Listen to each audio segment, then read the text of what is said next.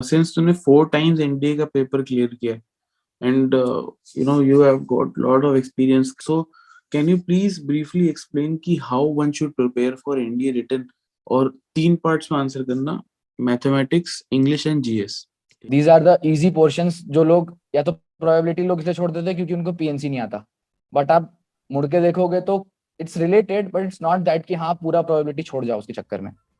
At least कुछ तो करके जाओ जो आसान आसान पोर्शन है, ताकि अगर उनसे भी क्वेश्चन है तो छूटे ना। आउट ऑफ 120 क्वेश्चन अगर आप 60-65 भी करके आते हो 50% ऑफ क्वेश्चन, तो वो सफिशियंट है। लोग रिस्क टेकिंग में, जैसे आप बोल रहे थे ना भैया, अब इन्होंने ये देख लिया कि हाँ यार रिस्क लेना है, तुक्का अटेम्प्ट करना है, और वो तुक्का अटेम्प्ट एक बार होता गया ना, पेपर आपको खाली खाली दिखता है ना, तो खुद का भी मन करता है ये टिक कर देता हूँ, टिक कर देता हूँ, कुछ तो होगा। ये खुद को पेपर में एक्चुअली अटेम्प्ट करने से ज्यादा ये पता होना चाहिए कि तू चलता चल, तू चलता चल, तू चलता चल, तू बढ़ता चल, तू बढ़ता चल, तू बढ़ता चल, तू लड़ता चल, तू लड़ता चल, तू लड़ता चल, तू बढ़ता चल, तू बढ़ता चल, तू बढ़ता चल। जय हिंद, वंदे मातरम और भारत माता की जय। स्वागत है आपका द फौजी शो में। द फौजी शो में सामाजिक जिम्मेदारी की तरफ एक विनम्र कोशिश है। इस शो से इकट्ठा किया हर पैसा भारत के वीर फाउंडेशन में जाएगा, ताकि हमारे शहीद भाई बहन की फैमिलीज को कोई भी आर्थिक समस्या ना आए। आपके एक लाइक, शेयर और सब्सक्राइब से किसी की सहायता हो सकती है, क्योंकि मैं खुद एक एक्स एनडीए हूँ और नेशनल डिफेंस एकेडमी में 3 साल ट्रेनिंग किया हूँ। मैं सम्मान करता हूँ हर उस भाई बहन का जो सरहद पर है, ताकि हम जैसे लोग, आप और मैं, चैन की नींद सो सके। जय हिंद, वंदे मातरम एंड भारत माता की जय। स्वागत है आपका द फौजी शो में। आज हमारे साथ है आशीष। आशीष के साथ मैंने इंस्टाग्राम पे कनेक्ट किया था and he has a very wonderful story. की स्टोरी की even after you can if you even after you get recommended, it can happen that you get rejected, ठीक है। and this guy, he was recommended with NDA 144, ठीक है। in academy I think they are 4th 5th termers now, and then he got rejected 7 times, and then he made it in Navy 10+2, and now he's waiting for his medicals. So we wish you all the best, Ashish. And इसकी thank you so story much. मजेदार इसलिए क्योंकि first time ही medical out हो गया था जो NDA 144 के साथ, but he didn't give up. आरएसएसबी में जाता रहा, वहां पे अपना इम्प्रूव करके जाता रहा and finally made it in SSB. So congratulations on getting recommended and thank you so much. Very interesting story. So अपने अपने बारे में पहले कुछ बेसिक इंट्रो ऑडियंस को दे दिया। Who is Ashish and what is he doing right now? Sure. So, guys, myself Ashish Kumar Pandey. I have completed my 12th in 2020, and this was my 7th attempt when I made it. I am recommended for the second time. After my first recommendation, I got conferenced out 5 times and made it in my 7th attempt. Lastly, I belong to a background of defense. My father is in Air Force. Also, my hobbies are like doing adventure activities and writings and listening poems. So I think that's all about me.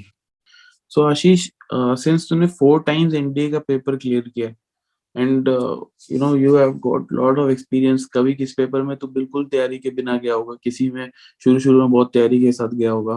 So you have got know it all. So can you please briefly explain कि how one should prepare for NDA written और 3 parts में answer करना, mathematics, English and GS, ठीक? Sure. So guys, written के लिए ऐसा है, जैसे भैया ने बोला कि कभी मैं बिना प्रिपरेशन के गया, तो हाँ ऐसा था। लाइक 145-146 कोर्स का जो रिटन कंबाइंड हुआ था, उसमें I got only 3 days to prepare, because just मैं मेडिकल से आया था एंड उसके बाद थोड़ा बहुत रोना धोना डिप्रेशन सबका चलता है, एंड उसके बाद I get back to work कि हाँ यार नेक्स्ट पे फोकस करते हैं। सो उसमें मुझे जस्ट 3 दिन मिले थे, मैं अपने बुक्स से सबसे दूर था। मैथ्स के लिए मेरा ये है कि आपकी कैलकुलस पे कमांड अच्छी होनी चाहिए, because if you know calculus you know it all, because start होता है वो आपका फंक्शन से and it goes up to integration and like जो उसके इम्प्लीमेंटेशन हैं, जितने भी एरिया अंडर कर्व और ये सब, अगर आपको उतना आता है एंड आप पुराने पेपर्स निकाल के देखो, सबसे पहले उसका जो पैटर्न फॉलो हो रहा है वो सबसे बड़ी चीज है। आप कैलकुलस के जितने भी चीजें देखोगे फ्रीक्वेंटली रिपीट हो रही हैं, एंड अगर आपको कैलकुलस आता है, आपको टेंजेंट इक्वेशन जो आपका 2D है वहां से भी थोड़ा कवर होगा, because it's all around linked. And मेरा ये मानना है अगर आपकी कैलकुलस पे अच्छी कमांड है तो ऑलमोस्ट आप इतना कर सकते हो कि आप कट ऑफ निकाल जाओ, बिकॉज जो अच्छा प्रिपेयर कर रहे हैं वो कर रहे हैं, मैक्सिमम जनता लटकती है कि यार हमारी कट ऑफ ही नहीं निकल रही। तो कट ऑफ के लिए फर्स्टली अगर जिसकी आप लोग करेंगे ट्रिग्नोमेट्री या करो, बट वो कब करना है, because trigonometry takes a lot of time and practice, and अगर वही टाइम आप कैलकुलस पे इन्वेस्ट करोगे तो वो आपको रिटर्न ज्यादा देगा, बिकॉज उससे क्वेश्चन ज्यादा आने हैं, और कंपेरेटिवली वो पार्ट थोड़ा सा ईजी है। लोग उसको टफ बना देते हैं बोल बोल के कि यार ये है वो है, बट ऐसा है नहीं। कैलकुलस आई थिंक मेरा जो आज तक सबसे ज्यादा रहा है कि मैंने रिटर्न्स निकाले हैं जस्ट बेस्ड ऑन कैलकुलस। उसके बाद आप जाओगे, आप छोटे छोटे चैप्टर देखो, एपीजीपी सीक्वेंसेज इन सीरीज, ये जो चैप्टर्स हैं इनमें कंसेप्ट बहुत टफ नहीं है ना, वो बहुत टफ पूछते हैं कभी, तो वो आसान है। दूसरा 2D का पोर्शन चले जाओ आप, straight line, circles, parabola, hyperbola, ellipse, ये छोड़ने लायक नहीं है, बिकॉज इनमें बहुत लाइक बहुत ज्यादा वो डेप्थ में जाते नहीं है। They will give you simple equation of circle, उसमें पूछ लेंगे रेडियस बता दो, ये बता दो। तो आप अगर आप टच भी करके जाते हो ना, आप छोड़ो मत कुछ उसमें, एटलीस्ट यू शुड नो कि हाँ यार ये फॉर्मूला होता है, क्योंकि कल को अगर आसान क्वेश्चन आ गया तो आपको ये अफसोस नहीं होगा कि यार मैंने तो पूरा छोड़ दिया। एटलीस्ट वुड बी नोइंग कि हाँ इतना तो मुझे आता है। सो एक वो पार्ट है। दूसरा, आप 3D नहीं छोड़ सकते, और क्योंकि 3D एक ऐसा पार्ट है 12th क्लास में सब करते हैं, जो 2021 बैच है उसका अलग ही केस है, क्योंकि फ्री में नंबर बटे हैं तो इट्स लाइक दैट। तो 3D करना है, वो बात वेक्टर्स करना है, क्योंकि इनके काफी क्वेश्चंस बनते हैं, कभी कभी 6-6 5-5 क्वेश्चन इन चैप्टर से आ जाते हैं खाली वेक्टर 3D से, तो ये काफी अच्छा पार्ट है। सेकेंडली प्रोबेबिलिटी, प्रोबेबिलिटी से काफी अच्छा पोर्शन आता है, statistics. These are the easy portions जो लोग या तो प्रोबेबिलिटी लोग इसलिए छोड़ देते हैं क्योंकि उनको पीएनसी नहीं आता, बट आप मुड़ के देखोगे तो it's related, but it's not that कि हाँ पूरा प्रोबेबिलिटी छोड़ जाओ उसके चक्कर में। एटलीस्ट कुछ तो करके जाओ जो आसान आसान पोर्शन है, ताकि अगर उनसे भी क्वेश्चन है तो छूटे ना। आउट ऑफ 120 क्वेश्चन अगर आप 60-65 भी करके आते हो 50% ऑफ क्वेश्चन, तो वो सफिशियंट है। इट्स नॉट दैट कि हाँ उतने में आप इवन कट ऑफ के लिए आप देखोगे मैथ्स के पर्टिकुलरली, अगर आप 50-55 क्वेश्चन भी सही सही करके आते हो तो उसमें भी आपकी कट ऑफ क्वालिफाई हो जाएगी। बस बात ये है, आपको ये पता होना चाहिए क्वेश्चन अटेम्प्ट्स कौन से करने हैं। मैक्सिमम जनता लग जाती है कि पहले से पेपर स्टार्ट कर देगी, हाँ हाँ, और लास्ट के 20 क्वेश्चन वो देख ही नहीं पाते। पेपर के पहले 10 मिनट में ये देख लो यार कि मेरे को ये क्वेश्चन मेरे को जो आते हैं फटाफट फटाफट मैं वो पहले निपटा लेता हूँ, उसके बाद मेरे पास टाइम बचा तो हाँ जो मेरा रह जाएगा उसके बाद मैं कर लूंगा। जैसे ट्रिग्नोमेट्री आपको पता है वो अगर नहीं आया तो टाइम लेगा, आप हिट एंड ट्रायल मार रहे हो कि यार मैं ये फॉर्मूला लगा रहा हूँ वो फॉर्मूला लगा रहा हूँ, अब हिट एंड ट्रायल ही मारते रह जाओगे, क्या पता आगे आपका क्वाड्रेटिक का एक क्वेश्चन रहा हो या एपीजीपी का रहा हो या फिर प्रोबेबिलिटी स्टैट्स का रहा हो, वो छूट जाएगा। तो पेपर पढ़ने से ज्यादा करना आना चाहिए, मेरा ये मानना है। आप पेपर पहले देख के ये समझो कि इसमें मैं क्या कर सकता हूँ। जैसे मैं ना आशीष 7 पॉइंटर था इसमें मैथमेटिक्स में 10th में, और 11th ऑनवर्ड्स मेरा एक टीचर था, उसने काफी मेहनत की मेरे पे, काफी मेहनत की, रमन सर नाम है उनका, तो काफी मेहनत की, और मैथमेटिक्स में थोड़ा मेरा इंटरेस्ट जगा, और मैंने पेपर ना प्रीवियस ईयर पेपर उठा के देखे, मैंने पैटर्न देखा कॉमन कि यार ये पेपर ना अटेम्पशन का है, कि तुम अटेम्प्ट कैसे कर रहे हो, इट इज नॉट अबाउट, क्योंकि इसमें ऐसा नहीं है कि सारे टफ क्वेश्चन है सिविल सर्विसेज की तरह प्रीलिम्स जैसा होता है ना, इसमें इजी है, मीडियम है, और वो majority of the questions are easy और मीडियम, है ना। सो पहले आइडेंटिफाई करना बहुत जरूरी है कि इजी मीडियम क्वेश्चंस कौन से हैं, और उनको टारगेट करो सबसे पहले। तो इररिस्पेक्टिव सीक्वेंस में जाने की जरूरत नहीं है, you can go one by one, मतलब तुम पहले इजी मीडियम टारगेट करो, और फिर you go to hard if you have the time, बल्कि टाइम बचेगा नहीं इतना, बिकॉज टाइम ओरिएंटेड भी होता है। अच्छा, जैसे तूने कैलकुलस और ट्रिक बोला, मेरा उल्टा था, मैं बाकी चैप्टर्स बहुत स्ट्रॉन्ग करके गया था अपने, अलजेब्रा और कैलकुलस और ट्रिग्नोमेट्री में मेरे पैर कांपते थे थोड़े, तो मैंने क्या किया, उसको बेसिक एनसीईआरटी लेवल का कर लिया। यही मेंटेलिटी थी जो तेरी वाली है ना, कि कुछ अगर इजी आ गया इससे, तो कम से कम फॉर्मूला आना चाहिए कि भाई इसमें अटेम्प्ट तो कर सकता हूँ, है ना। वही बेसिक वही दिमाग था, और वो that paid of actually, because देख ट्रिक और कैलकुलस से भी तो देगा तो 30 क्वेश्चन बनते हैं एट मोस्ट, 30-35 है ना।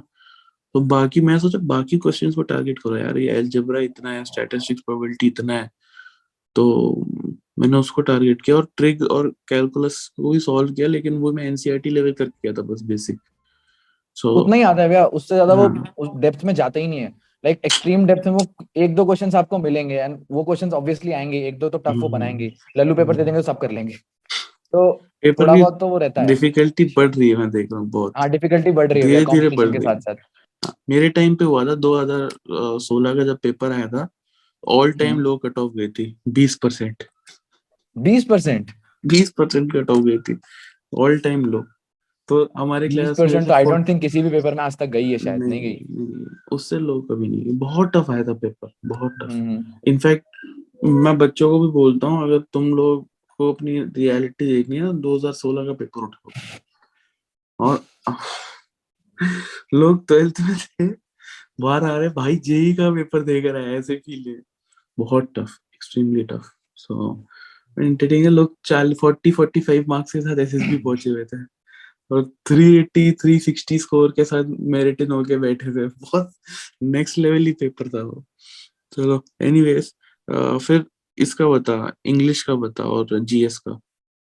एक और चीज मैं बोलता हूँ यहाँ पे कि लोग एक्स्ट्रा क्वेश्चंस यहाँ से वहां से एक बार प्रीवियस ईयर जैसे पाथ फाइंडर सब करते हैं, आप मेरी कोई पाथ फाइंडर निकाल के देखेगा उसमें एक क्वेश्चन पे चार चार बार टिक है।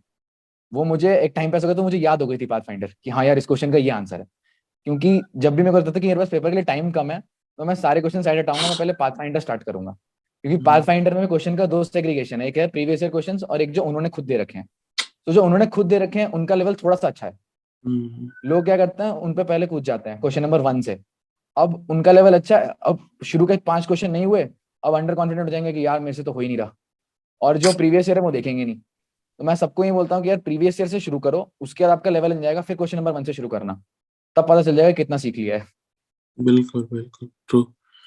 अच्छा, जीएस और इंग्लिश का बता ना। हाँ जीएस में मैं ये मानता हूँ जो सेकंड पेपर है उसमें अगर आप पढ़ रहे हो प्रॉपरली, हाँ जैसे जीएटी में हिस्ट्री पॉलिटी ज्योग्राफी है तो इट्स गुड। अगर आप नहीं पढ़ रहे हो तो इंग्लिश इज द की आपके लिए। इंग्लिश ऐसा पोर्शन है जिसमें आप इजीली स्कोर कर सकते हो समझ के थोड़ा सा, और उसमें गेस करने का है नहीं कि यार ये होगा होगा, तो आता है तो नहीं आता है, सिंपल। हम्म, एंड जो सेकंड पार्ट है, अगर आप साइंस बैकग्राउंड से हो, इवन अगर आपके पास 10th तक भी साइंस है, सो साइंस के क्वेश्चन इतने आते हैं कि आप निकाल ले जाओगे उसको।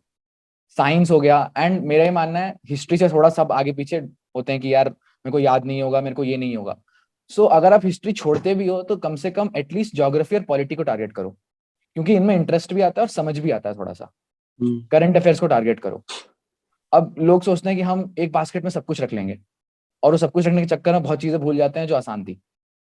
तो अब कूदते सबसे पहले हिस्ट्री पे हैं कि यार हिस्ट्री टफ है, हिस्ट्री से शुरू करते हैं पढ़ाई, और वो पढ़ाई जब शुरू होती है वो आधी खत्म होने पे आ जाती है। मैंने अपने साथ के लोग देखे हैं, यार हिस्ट्री करने बैठा था सुबह से कर रहा हूँ, हो नहीं रहा, ये नहीं हो रहा। तो मैं फ्रैंकली स्पीकिंग, मैं ये नहीं कहता छोड़ के जाओ, ऑब्वियसली करके जाओ, आप प्रिपेयर कर रहे हो फुल फ्लेज, तो मैं कभी हिस्ट्री करके नहीं गया आज तक। मैंने भी नहीं की। मैं बोलूं तो मैंने जीएस का जो सेकंड पेपर है वो मैंने इंग्लिश और साइंस के दम पे निकाला है सोलली। सेम सेम, उसका एक कारण ये है, मैं पेपर एनालाइज कर रहा था, मैंने नोट किया है इंग्लिश में 50 क्वेश्चन है, फिजिक्स केमिस्ट्री बायो में 50 है, 100 क्वेश्चन है। बंदा करंट अफेयर्स भी कर ले तो 110 क्वेश्चन है जिसको तुम टारगेट कर सकते हो। और फिजिक्स केमिस्ट्री बायो का लेवल हमें पता है, 10th क्लास का है। 10th ठीक क्लास है, का। इंग्लिश का लेवल हमें पता है बेसिक। अगर इंग्लिश स्पीकिंग स्कूल से कोई बच्चा है तो उसको दिक्कत नहीं आएगी, रूरल एरिया के बच्चे को फिर भी दिक्कत आ सकती है, मैं समझ सकता हूँ। ठीक है, तो मैंने देखा यार 35 तुम इसमें सही कर लो, 35 इसमें सही कर लो, 70 क्वेश्चन तुम्हारे बन गए, है ना, कट ऑफ हो गया क्लियर। उसके ऊपर मोर एंड अबव जितने भी तुम ऐड करते रहो, अपनी मेरिट बढ़ाते रहो, है ना। तो अभी मैं तो ये ऐसे ये ट्राई किया, फिर मेरे ना फ्रीडम स्ट्रगल बड़ा अच्छा था। तो बचपन से फ्रीडम स्ट्रगल की कहानियां सुनते सुनते ना पक गया मैं, दादी दादू नानी नानू, और इतनी कहानियां सुनाते ना, तो कहानियां सुन सुन के ही मेरा हिस्ट्री फ्रीडम स्ट्रगल बहुत आता है। मॉडर्न हिस्ट्री आता है क्योंकि नहीं नहीं मॉडर्न नहीं आता। एशियंट मिडिवल तो आता नहीं। मैं तो मॉडर्न करके गया, उसको मैं थोड़ा रिवाइव अपने अपने साइड से भी देखा मैंने नेचुरली, बस। बाकी मैंने कुछ भी नहीं किया, ज्योग्राफी पॉलिटी इकोनॉमिक्स सब कुछ छोड़ छाड़ के चले गया मैं, क्योंकि और हिस्ट्री के क्वेश्चन मैंने एक भी अटेम्प्ट नहीं कर पाया मैं वहां पे। वही एंड में फिजिक्स और क्या साइंस और इंग्लिश। चलो एनीवेज तू कंटिन्यू कर। वो होता है क्या ना भैया, जिसका जैसे मैथ्स अच्छा चला गया, अब जीएटी में इंसान अटेम्प्ट करने से डरता है कि यार अब ये यहाँ डुबा ना दे कहीं पे, पहला पेपर तो अच्छा हो गया है, तो वो डर के मारे अटेम्प्ट नहीं करता। एक मैं ट्रिक शेयर करना चाहूंगा, लाइक मेरे टीचर ने बताई थी मुझे कि अगर आपका मैथ्स एंड अच्छा हुआ है कि अगर आप 2-5 नंबर का रिस्क लेने के लिए तैयार हो, सो अगर आपके पास मान लो 8 से 10 ऐसे क्वेश्चंस हैं जिसमें से आपने 2 ऑप्शंस एलिमिनेट कर लिए हैं एंड सिर्फ 2 ऑप्शन बचे हैं, तो मेरे साथ ऐसा हुआ था, मैंने 10 क्वेश्चंस थे मेरे पास ऐसे जीएटी में जिसमें से मैंने 2-2 क्वेश्चंस एलिमिनेट किए थे, 2-2 ऑप्शंस एलिमिनेट किए थे, सॉरी, एंड उन 10 में से मेरे 8 सही हो गए थे। तो मेरा ये मानना है कि थोड़ा सा लक और गट पे बिलीफ रखो, अगर आपको पता है कि हाँ शॉर्ट शॉर्ट ये 2 हट गए, यही 2 में से आंसर होना है, तो एलिमिनेशन, पक्का उसको यस। अटेम्प्ट करके आओ। आई हैव ऐसा मेरे आल्सो साथ डन कई बार दिस। हुआ है। एग्जैक्ट, मेरे टीचर ने भी मेरे को सेम चीज बताई। कितनी सिमिलैरिटी है दोनों के थॉट्स में। मेरे को बोला कि सिमरत देख, अगर A B C D 4 option है और तेरे को पता है कि ए बी तो कुछ भी हो जाए, नहीं हो सकता है, इफ यू आर 110% श्योर कि ए बी तो नहीं है, ठीक है, देन गो फॉर तुक्का मेथड, ठीक है। सी और डी में से जो भी अच्छा लगे उस पर टिक मार दो, ठीक है। और 10 क्वेश्चन से ज्यादा पे तुक्का नहीं मारना, मेरे को ये बोली। और एग्जैक्टली। बोला कि 10 क्वेश्चन से ज्यादा तुक्का मत मारना, और तू देखेगा अगर तू लॉ ऑफ प्रोबेबिलिटी भी लगाएगा इधर, ठीक है, लेट से 5 सही होते हैं, 5 गलत होते हैं, फिर भी मैं पॉजिटिव में हूँ। 5 छोड़, अगर मेरे 3 भी सही पॉजिटिव होते में। हैं 10 में से, 3, ठीक है, 3 भी सही होते हैं, वो जो 10 क्वेश्चन जिनमें मैंने कैलकुलेटेड गेस मारा है, तब भी मैं पॉजिटिव में हूँ, right. So it is, this risk is worth taking, but हम दोनों फिर से बोल रहे हैं, बिकॉज काफी बच्चे इसमें फट जाते हैं कि only if you are 110% sure कि 2 ऑप्शन नहीं है, नहीं है, ठीक एग्जैक्टली। है। सो ये चीज का ध्यान रखना। ये चीज मैंने एक वीडियो बनाई थी, how to attempt NDA paper, बहुत अच्छा गया था वो, 17-18 हजार व्यूज थे, और तब मेरे सब्सक्राइबर भी 6-7 हजार कुछ थे, और वो इतना फट गया सडनली। तो ये चीज काम करती है। I have done it, he has also done it, but वो ये कि you have to be very sure कि 2 गलत है, ठीक है। कंटिन्यू कर आशीष। अब लोग रिस्क टेकिंग में, जैसे आप बोल रहे थे ना भैया, अब इन्होंने ये देख लिया कि हाँ यार रिस्क लेना है, तुक्का अटेम्प्ट करना है, और वो तुक्का अटेम्प्ट एक बार होता गया ना, पेपर आपको खाली खाली दिखता है ना, तो खुद का भी मन करता है यार ये टिक कर देता हूँ, टिक कर देता हूँ, कुछ तो होगा। ये खुद को पेपर में एक्चुअली अटेम्प्ट करने से ज्यादा ये पता होना चाहिए कि खुद को कहाँ कंट्रोल करना है। बिल्कुल, बिकॉज 110% एग्री। आपके पास 1 घंटा खाली बचता है, सब सो रहे हैं। अब उस 1 घंटे में लोग सोचते हैं यार बैठे बैठे 2-4 कर देता हूँ, क्या पता चल रहा है। एंड जीएटी में नेगेटिव है -1.33, लोग उसको -1 लेते हैं, वो 1/3 है पेपर में। वो 0.33 जब पाइलअप होता है 10 क्वेश्चन का, वो 3 मार्क्स बन जाते हैं। तो उसको लोग बहुत नेग्लेक्ट करते हैं उस 0.33 को, बट वो कभी कभी बहुत बड़ा डिफरेंस ले आता है अगर आपने गलत किया है तो। एंड गेस वर्क की बात है, गेस वर्क लेना चाहिए। जैसे भैया आपने बोला अगर आप शॉर्ट शॉर्ट हो, because it's a logical probability कि हाँ यार 50% आपने हटा दिया, अब इन दोनों में सही है, then only you can go, otherwise आप ले रहे हो तो खुद के पैर पे कुल्हाड़ी मार रहे हो। Actually true. एक इंग्लिश में मैं आपको बताता हूँ, आज तक जैसे 50 क्वेश्चन हैं, मैंने इंग्लिश में 48 से नीचे कभी अटेम्प्ट नहीं किए, 48 47 आई रिमेम्बर, उससे नीचे मैंने अटेम्प्ट नहीं किया कभी।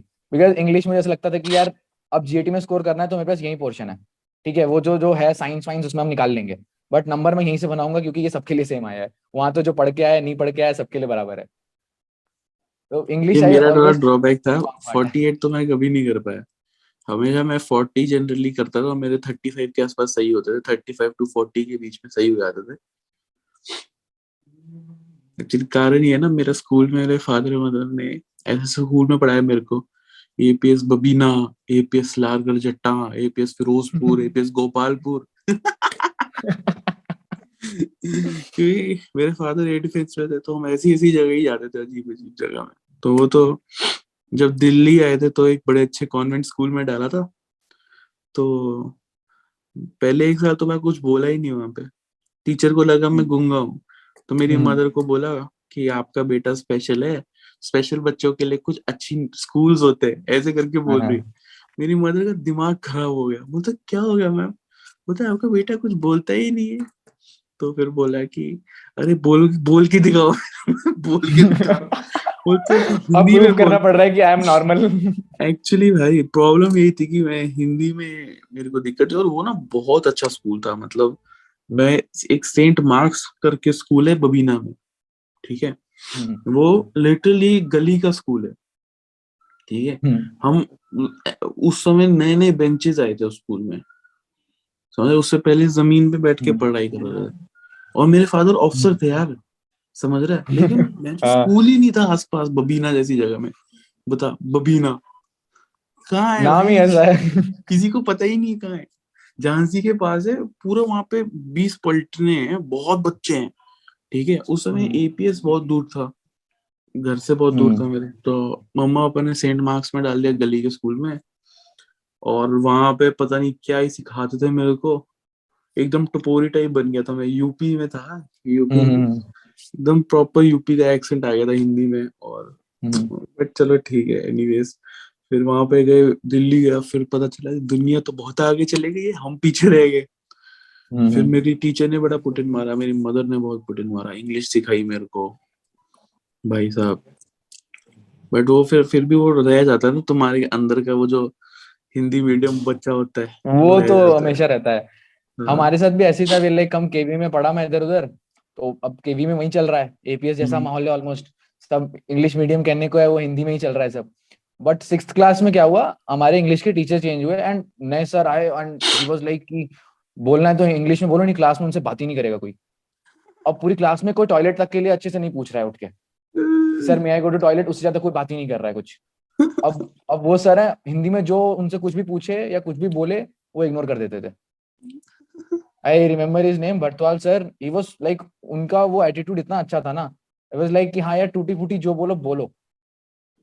बहुत जरूरी है वो, टीचर ने, हमें बहुत लगता था उस जरूरी टाइम है। पे यार क्या टीचर है यार, सुन ही नहीं रहे, हम कुछ समझ ही नहीं रहे, सर दर्द अब बन गया वैल्यू है। पता लेकिन जब चलती वो है। 2 साल टीचर रहे, वो 2 साल एंड होने होने तक हम सब टूटी फूटी सब बोलना धीरे धीरे धीरे धीरे कायदे से सीख गए थे, 6 बहुत 7 फर्क तक ही। पड़ता है यार, टूटी फूटी बोलने से ही बहुत बंदे इंप्रूव करते हैं। हमारे एकेडमी में जो बिहार के या हरियाणा के काफी बच्चे आते हैं, सो उनका बहुत प्रॉब्लम होता है नेचुरली।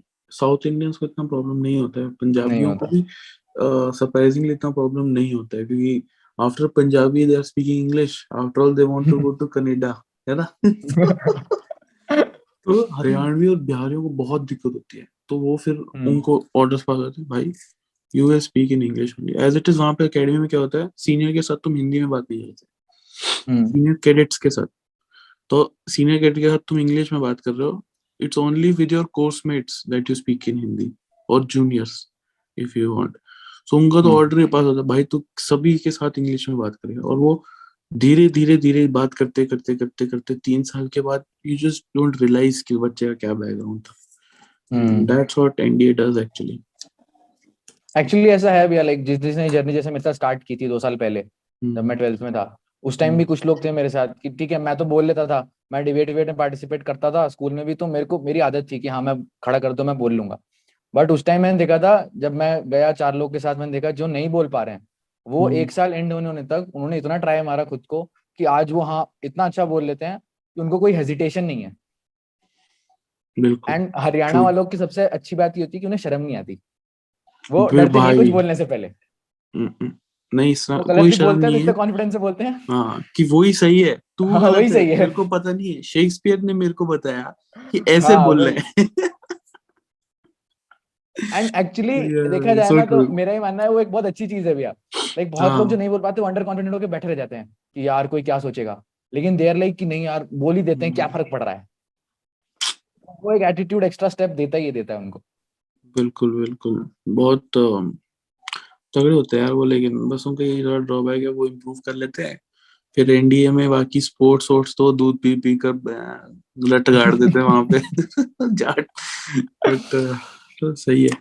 और so guys, this was the first part of our conversation with Ashish, and in the next part we will discuss about SSB, how he worked on his for his SSB, because वहाँ पे भी काफी सारी learnings है afterward.